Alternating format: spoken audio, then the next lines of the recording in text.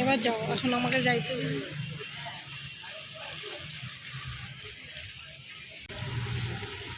দেখাতে হবে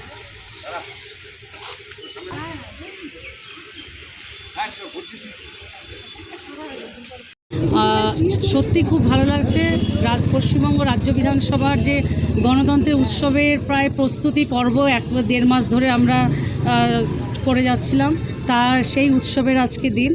আমি পশ্চিমবাংলা অর্থাৎ উত্তর বাংলা সহ সমগ্র যে 152টা 16টা জেলার 152টা কেন্দ্রে আজকে ভোট। প্রত্যেক জনগণ, আমার সহ নাগরিকদের ধর্ম বর্ণ দল নির্বিশেষে আমি এই গণতন্ত্রের উৎসবে সামিল হবার আহ্বান জানাবো। নিজের ভোট নিজে দিন, সকাল সকাল ভোট দিন। এবং আমার মনে হয় যে পশ্চিমবাংলা সবসময় শান্তিপ্রিয় মানুষ, শান্তির মধ্যে সকাল সকাল এসে ভোটটা দিয়ে দেওয়া ভালো, কারণ প্রচণ্ড গ্রীষ্মের দাবদাহ। এবং আমি একটাই কথা বলবো যে আজকের এই দিনটা আমরা উৎসবের মতো করেই যেন পালন করে শেষ করতে পারি। শান্তিপূর্ণ ভোট, একদম একদম শান্তিপূর্ণ।